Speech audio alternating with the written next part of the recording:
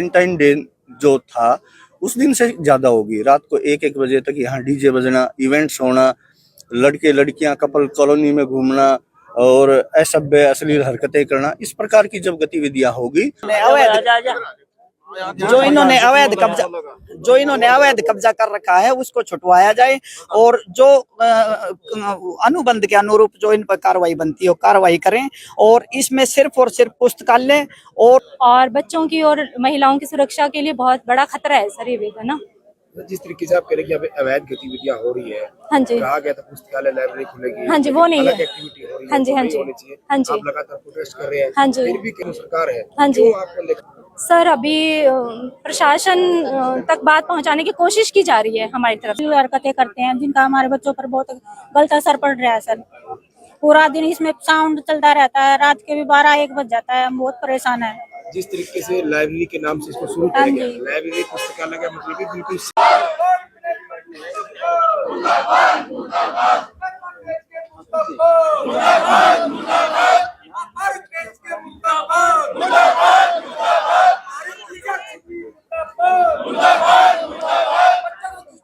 वेदा नाम से यहाँ पे नवंबर में ये बन के तैयार है। इसका नवंबर में इनॉग्रेशन हुआ था। तो कॉलोनी को प्रशासन के द्वारा और इसके संचालकों के द्वारा मिसगाइड किया गया।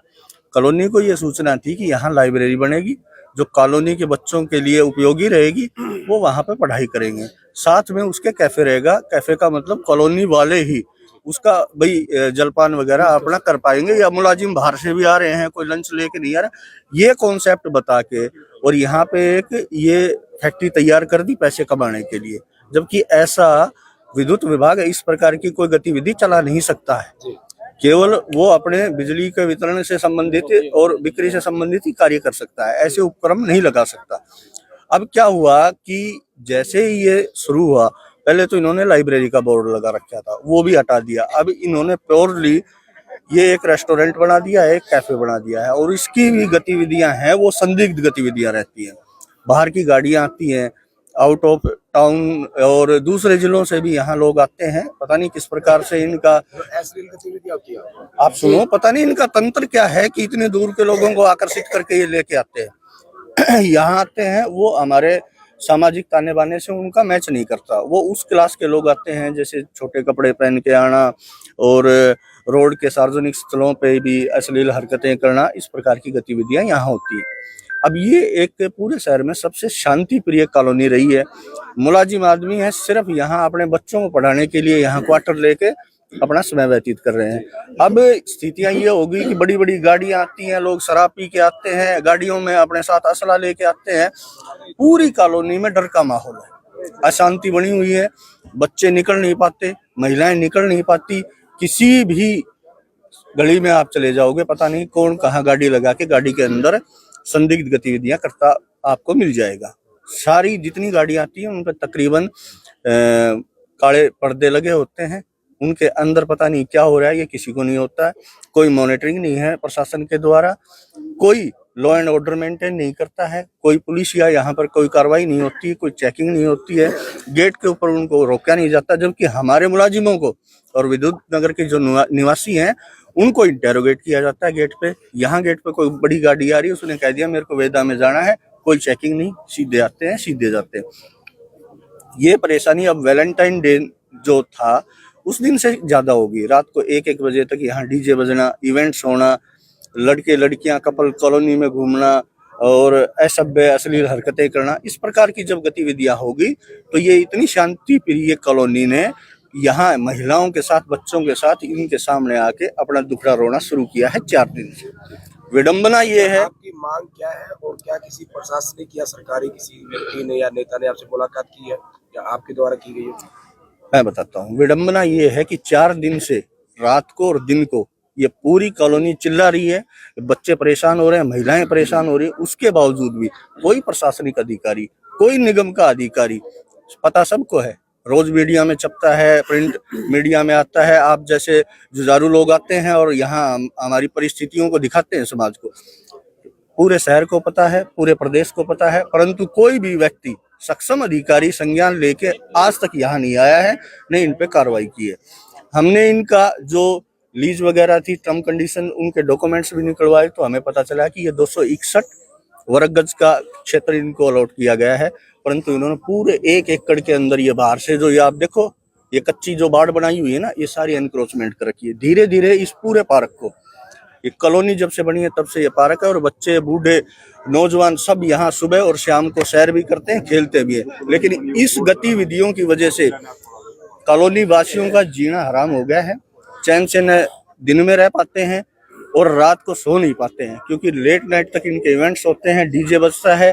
आप ये मान के चलना, ऐसी परिस्थितियां हैं कि खिड़कियां वाइब्रेट करती है। जब कोई व्यक्ति उठ के आके इनको टोकने के लिए आता है तो ये असोल्ट करते हैं, उसको धमकाते हैं, उसका तबादला करने का धमकी भी देते हैं, क्वार्टर चेंज करवाने की धमकी देते हैं। यहाँ तक इन्होंने ये कहा है कि ये पूरी कॉलोनी खाली हो जाएगी, वेदा नहीं हटेगा। तो आप जब जिस कॉन्फिडेंस से ये इस प्रकार के बयानबाजी पूरी कॉलोनी से कर रहे हैं, तो आप समझ सकते हैं कि उच्च अधिकारियों के और पॉलिटिकल लोगों के इनके कितने वृद्ध हस्त होंगे, कितना हौसला इनमें है कि पूरी कॉलोनी के साथ ये लोग अपनी गतिविधियां निरंतर चला रहे हैं। और वो गतिविधियां हैं जो एक सामान्य व्यक्ति अपने जीवन में जिनको देख के शर्मसार हो जाता है। क्या लग रहा है कि सरकार की या किसी बड़े अधिकारी मिले होते इनके साथ? हाँ, हमारे प्रयास जारी हैं। आज एमडी साहब के लिए भी हम गए थे, लेकिन एमडी साहब थे नहीं। आगे भी प्रशासनिक अधिकारी और मंत्री जी वगैरह जितने भी जो सक्षम अधिकारी हैं, हमारा प्रयास रहेगा कि हमारी बात तो उन तक चली गई है, लेकिन हम उनको जगाने की कोशिश करेंगे कि नगर निकाय के चुनाव भी चल रहे हैं, तो जाहिर सी बात है बहुत सारे नेता जो है वो कहीं न कहीं आपके पास आएंगे, मुलाकात कर रहेंगे, तो आप समस्या रखेंगे। हाँ, क्यों नहीं। जो भी चुनाव के अंतर्गत जो व्यक्ति आएगा वो उसको स्पष्ट पता है, चुनाव लड़ रहे हैं, वो रोज अखबार देखते हैं, उनको पता नहीं है कि कॉलोनी में क्या हो रहा है। मैं तो कह रहा हूँ वो वोट किस नाते से मांगने आएंगे। इन परिस्थितियों में जब कॉलोनी तो यहाँ बैठी हुई है, वोट कौन डालने जाएगा? आप सोच के देखो, वोट कौन डालने जाएगा? इसलिए देखिए, तो अगर आपका समाधान नहीं होता तो आप चुनाव का बहिष्कार कर देंगे। ये सारी कॉलोनी ये अगर सर्वसम्मति से ये बात करेगी तो ये कोई बड़ी बात थोड़ी है बहिष्कार करना। हम तो इसका भी बहिष्कार कर रहे हैं, प्रशासनिक गतिविधियों का भी बहिष्कार कर रहे हैं। हम तो हर गलत चीज का बहिष्कार करते हैं।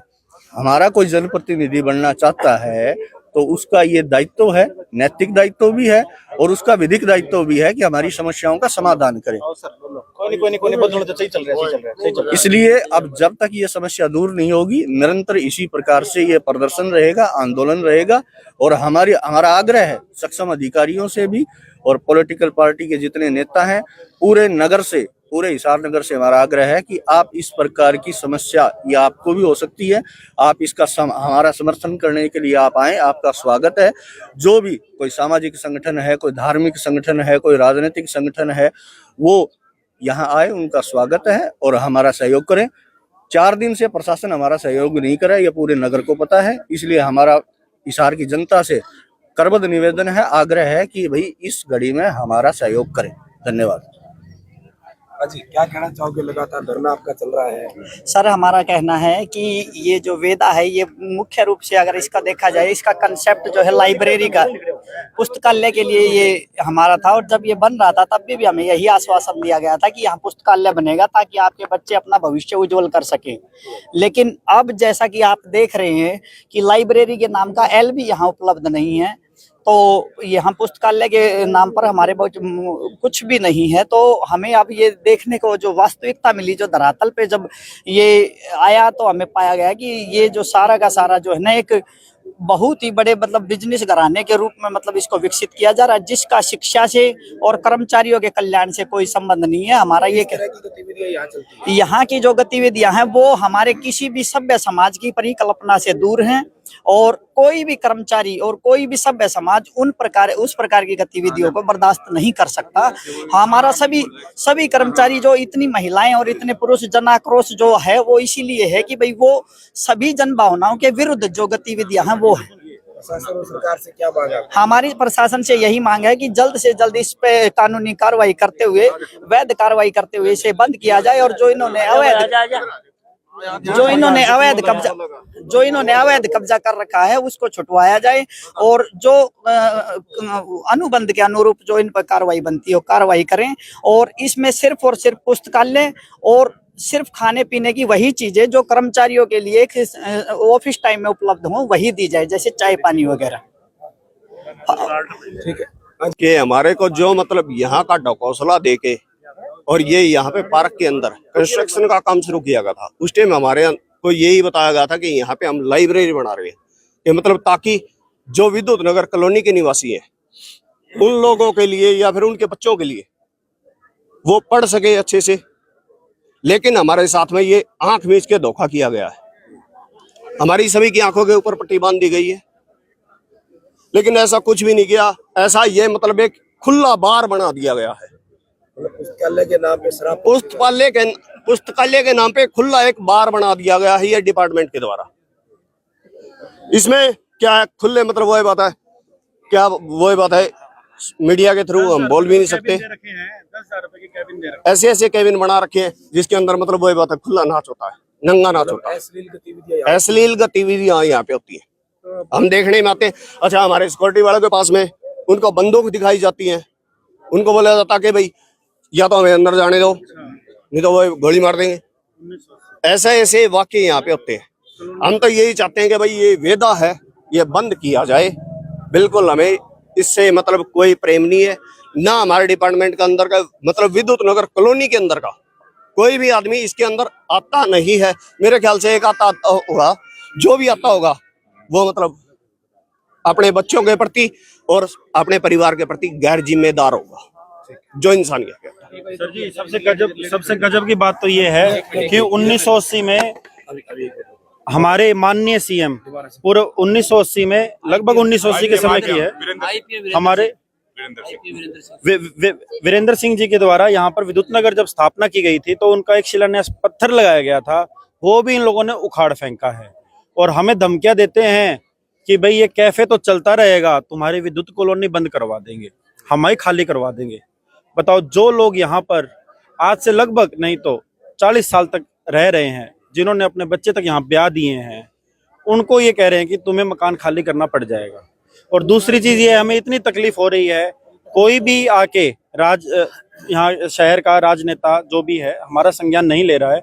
इसीलिए हम विद्युत नगर वासियों ने ये निर्णय लिया है आज की कमेटी में कि हम सभी यहाँ पर लगभग 5-6 हजार के करीब वोट हैं, हम सभी चुनाव का पूर्ण रूप से बहिष्कार करेंगे।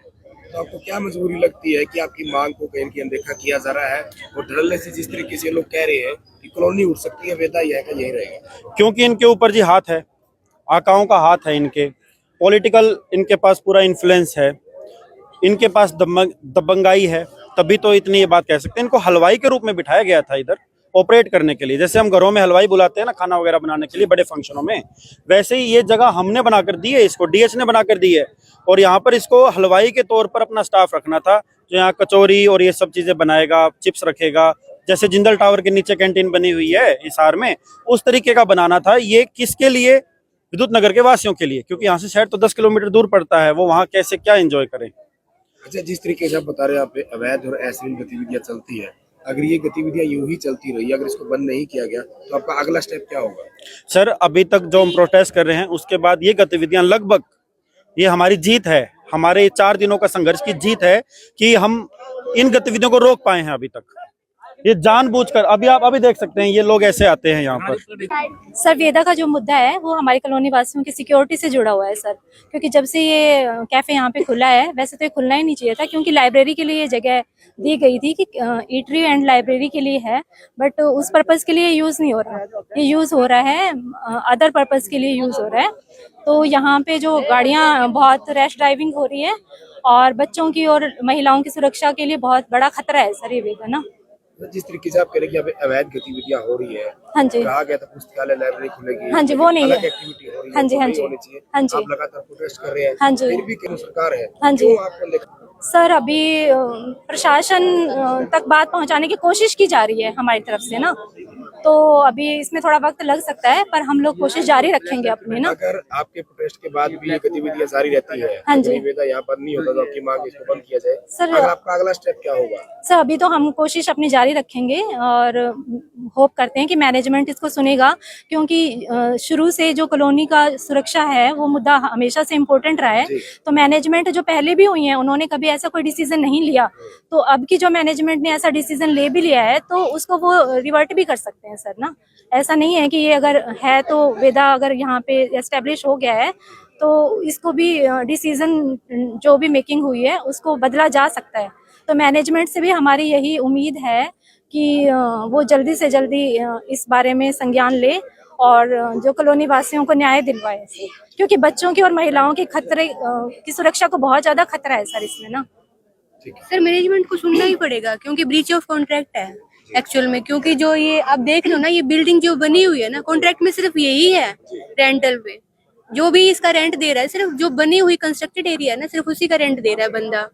जो आगे जो फेंसिंग वगैरह कर रखी है, लाइटिंग वगैरह कर रखी है ना, ये सारा का सारा पार्किंग एरिया है, अनऑथराइज्ड हाँ अनऑथराइज्ड है। आपको क्या लग रहा है तमाम जो टर्म्स एंड कंडीशन है उनको ताक पे रख के, बिल्कुल ताक पे नियमों रख का के, उल्लंघन करके बिल्कुल ये चीज बिल्कुल चलाई जा रही है, बिल्कुल। क्या इसमें कोई बड़ी मिलीभगत है सरकार की? सर अभी कुछ नहीं कहा जा सकता, अभी कुछ नहीं, इस टाइम कुछ नहीं कहा जा सकता। जब बात आगे जाएगी ना सर तो उस टाइम थोड़ा सा पता चलेगा कि नगर का इलाका है तो बड़ा शांत इलाका माना जाता है, लेकिन आपको सड़कों पे उतरना पड़ा। ये तो मजबूरी में उतरना पड़ा सर, कौन उतरना चाहता है आप यूँ बताओ। जब हमारे बच्चों की सेफ्टी में बात आई ना, अब मैं खुद की बात लूँ तो मैं अपने छोटे से बेटे को, मैं खुद ऑफिस जाती हूँ, मैं छोटे से बेटे को यूँ नहीं कह सकती जाके कॉम्प्लेक्स से चीज ले आ, अकेले भेज नहीं सकते सर, बिल्कुल डर रहता है। बच्चे की साइकिल टूट चुकी है सर, एक बच्चा बच गया, उसकी किस्मत अच्छी थी, बच्चा बच गया। FIR लॉज हुई है, कार्रवाई नहीं हुई है, सारे VIP नंबर की गाड़ियां आती हैं इधर, तो हमें कहीं ना कहीं ये डर सताता है सर, इसीलिए सड़क पे, अदरवाइज कौन अपना काम छोड़ छोड़ के आएगा सर, किसको शौक है।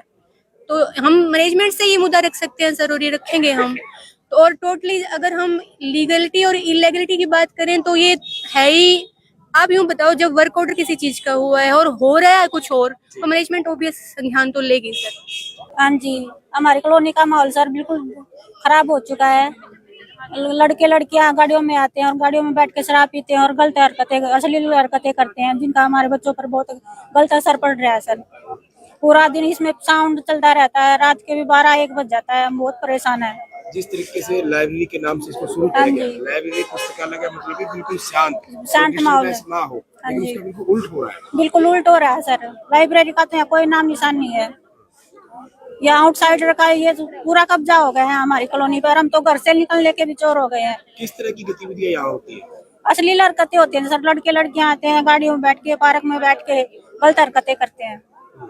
तो क्या मांग करते हैं आप सरकार? मांग हम करते हैं कि इसको बंद किया जाए सर। हाँ जी।